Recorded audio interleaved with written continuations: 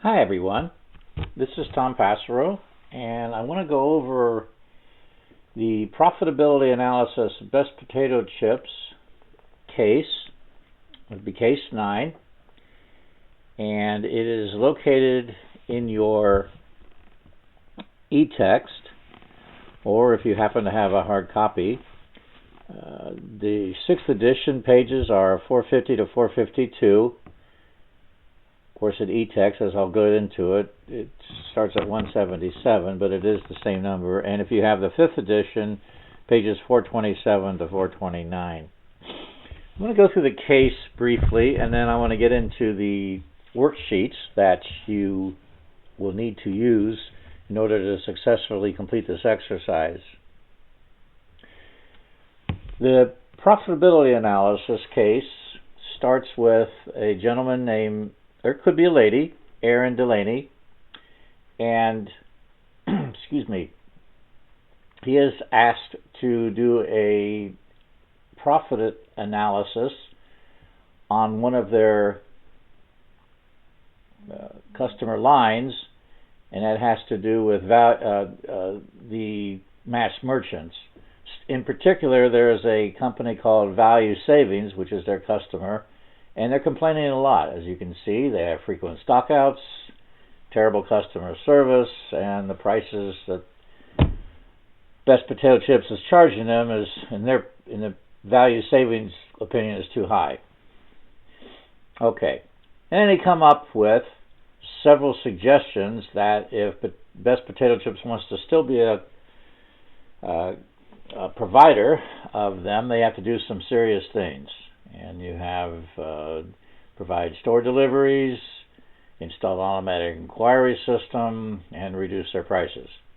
All right, so Erin's boss, a guy named Joe Kick, says, you know what, you need to do some analysis on this. So it goes on to say about that. Then it talks about the company, what they do, a little bit of a profile, and the things related to that are important in the case.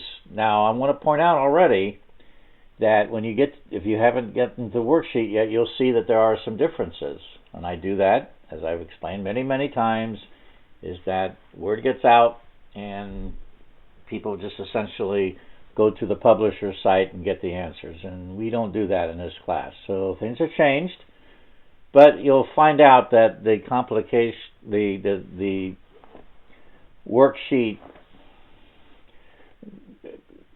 calculations and formulas are extremely simple, as in multiplying, dividing, adding, subtracting. All right, so there's a couple of things here. They talk about the number of retail customers for the grocery segment, which is 103, 450 retail outlets. That number is going to change, as you see, as well as the 6.1 million. They talk about the second segment, the drug segment, 240. That's going to change, as well as the number of units. And last but not least, the one that's given Best Potato Chips Hartford is the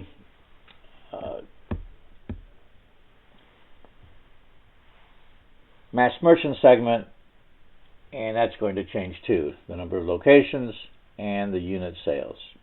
Okay, so as you read on, they talk about some of the performance statistics. Now, this is all good information, although you don't really have to do anything with this, because I've provided you some information on how to determine cost of goods sold, and you'll see that in a second. However, this is very important information. This will not change. This is exactly as it was in the case, but the values that you figure out are going to be different based on the changes in the number of locations, as well as the annual revenue, or annual unit sales. All right, and there's a couple other things in here. Apparently, Value Savings requires a sticker that costs $60,000 a year in the equipment and 6 cents per unit for these labels. So you'll see at the end of this narrative that Aaron, which is a he, although you could change it to a she if you'd like, is getting a lot of heat from different personalities in the office. The marketing person, Bill Smith, is saying, hey, look, single most important customer, we need to do something with him. Steve Brown, manufacturing dude, says, no, it's nonsense. We have to do all these wonderful things, including stickering. And then you got Salesforce that says, look, I don't really care about mass merchants. I care about grocery segment. So he has his work cut out for you, and that's what you're going to do. You're going to be Aaron, male or female, and figure things out. So there's a lot of good stuff in here, but what I've done is kind of made some changes, and when we get to the spreadsheet, you'll see. So I'm going to close this out. And if you open the spreadsheet, you'll see the intro on the general instructions. It's worth 115 points. And there's 6 questions and 55 cells. So there are some questions you're going to have to answer, but you also do some, like I said, 55 little calculations. But as you'll see, they are not complex at all. All right, and some of the things I just told you have changed. I even point that out here. So let's move on to the first window here, or sheet. And you'll see, like in all cases, you have a question. And what you need to do is read the question, and just as important, look at this first column, because if you want to get full credit for the particular assignment or that particular question, you need to do what it's required. All right? Anything less is going to fall in these categories. So what do you need to do here? Using relevant costs, providing the case, determine the profitability of each Best Chips business segments based on your analysis. Should Best Chips consider the changes desired by value savings scores? Why or not? And then you look at this, it says you got 2 parts. Accurately complete the segment, profitability. In the shaded areas, given the 3 retail segments and proposed mass merchandise segment. B, explain why or why not Best Chips should consider the changes desired by value savings. Use the findings from the financial report above and 1 to 2 sentences commenting on the changes requested. All right. Okay. And actually, I'm requiring more than 1 to 2 sentences, you'll see. I'm requiring 4 to 6 sentences. So, what do you need to do? All right, as you can see, I've laid out kind of a profit and loss statement for you. And I've put all 3 retail categories or segments, grocery, drug, and mass merchant, the current situation, in addition to the proposed one. In other words, this is the one that Value Savings came up with to say, look, if you want to keep our business, you got to do this crap. All right, so let's kind of go through each one of these things. I have also provided the first grocery items here. And this is important because this is the formula that you can use for these other 3 columns, with a couple exceptions. So you can just model this. All right, I have not provided the formulas, but I have provided formulas here. So if you're, and you should be by now, somewhat astute at competent with Excel, you should be able to kind of plug and play and get some of these numbers. Like I said, there are a couple exceptions which I'll go through. So what have I done here? I provided unit sales, the trade price. Again, unit sales are different, so you got to know that from the case. Trade price, revenue,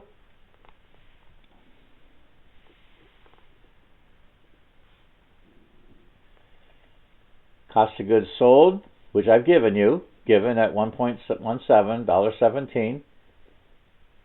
I have total cost of goods sold, net margin, and you can see how I calculated that.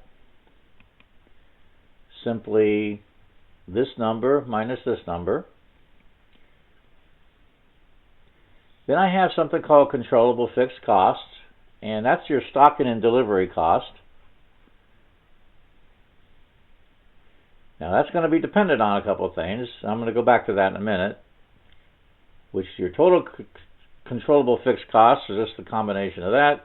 And then finally your profit, which is the net margin minus total controllable fixed costs. So in other words, this number from that number gives you $3,868,000. All right. So let's go through a couple of these calculations here. First of all, how did we get the stocking and delivery cost? Well, I have provided you with a nice example over here. All right. And it's done this way. Total segment stocking cost equals the segment stocking cost per delivery times the number of deliveries per week times 52 weeks times the number of retail locations served. And the same thing goes for the delivery cost. The same information, only now you're using the delivery cost versus the stocking cost. And I gave you examples on how I calculated this. Total grocery stocking cost, which is $25 right here, straight from the text, times the number of deliveries per week, 2 deliveries, which is also straight from the text, has not changed, 2 deliveries, times the number of weeks, 52 in our year, times 600 locations. Now that did change, different from text, 600 versus whatever it said in the text, equals 1,560,000, and that's what I have here. Same thing for delivery. The only thing that changed in this location is the delivery cost, which is 30. So you should be easily able to create these calculations or these values based on this formula. All right. Now, what else is a little different? Well, you remember that the mass merchandise, well, specifically it's only customer value savings, they want you to put stickers on everything. And the labeling cost goes here, and I actually gave it to you. You're welcome. You got the lease costs of $60,000 plus the unit sales times labor and materials. So you got your unit sales where? Here, 4 million. And then you have your labor and materials costs. They've calculated that right from the textbook at 6 cents per unit. So let's do the math. Your lease cost plus your number of units, 4 million, times 6 cents is this together, and add this is 300. This happens to be 240,000 plus 60,000 equals 300,000. All right. So I gave you an answer, but you should know where to put that. And then the last thing here is the proposed mass merchant, in other words, value savings, so that you don't lose them as a customer. Everything's the same, but now you have some changes. All right. And what are the changes? Well, you see that the price, they want you to lower the price by 5%. Okay. So I kind of gave you that number. They also want you to put in this automated order inquiry system, which is a certain cost, which is in the case. How much is that? And then figure it out. So what you need to do after you got all these numbers is determine if this is a good situation. In other words, should they just, without questioning any of the value savings proposals, accept them. All right. And then what you need to do is explain why or why not the best chip should consider the changes desired by value-saving stores. Use the findings from the financial report here and above, and 4 to 6 sentence commenting on the changes required by value savings. All right, this is where you're going to do calculations here, and you're going to do a little writing here. If it's not 4 to 6 sentences explaining why or why not they should change these and any other things you want to add, you'll lose points. So give it the minimum 4+ sentences to get the value. All right. So you finish that. Let's go to question 4. If the price to mass merchant stores were to increase by 20 cents, would that change your response to questions 1 and 2 above? So we go to our first column. Accurately complete the 3 mass merchandise scenarios probability report. Explain why or why not you might change your answer to questions 1 to 2. Use the findings from the financial report above and 2 sentences indicating how you might communicate the increase to value source. Alrighty.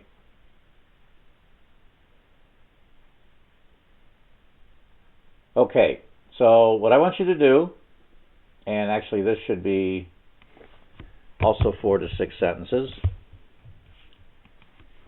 I want you to do some more calculations and then explain why or why not you might change your answer and use the findings to how you might communicate this to value stores. All right, so here you have a similar setup, only I'm also asking you to take the mass merchant information, and you actually have that on the other sheet. So it's just a matter of filling in the gaps, but you may want to also do the calculation. So you've already done this, the current. You've already done this. This is the proposal from value savings. Okay, and you did that. However, now I want you to do a counter proposal that says you want to figure out if we increase the price but increase the deliveries and the new system, and see how that works out. All right, so you'll notice that I've changed the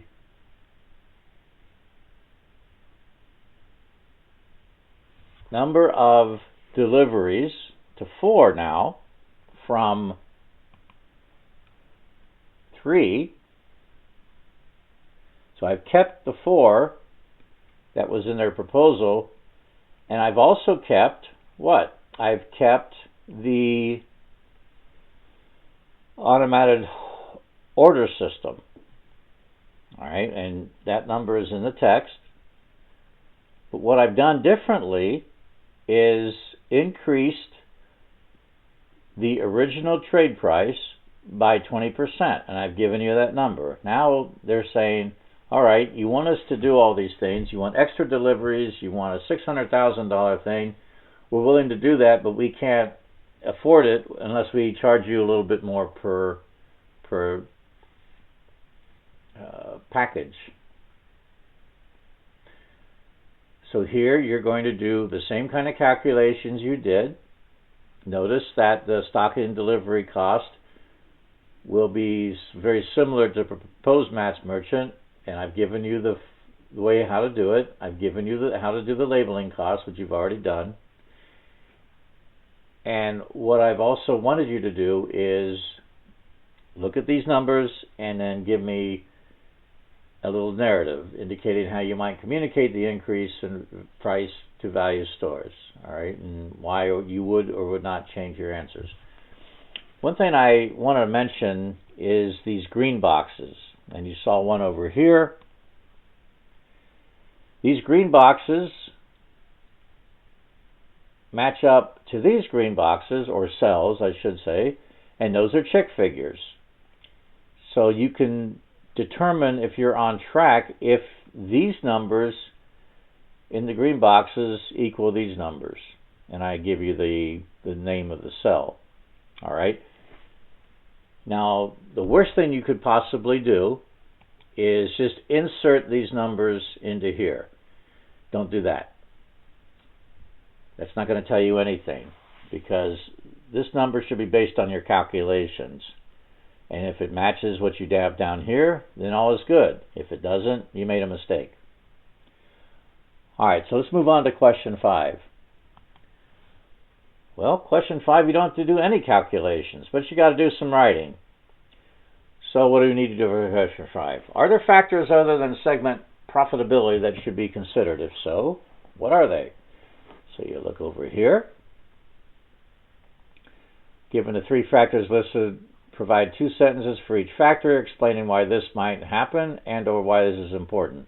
Provide 1 or 2 sentences explaining why this might happen and why this is important. Okay, so what I've asked you to do, and we're going to change that to 4 to 6 sentences. This should have been done, my bad.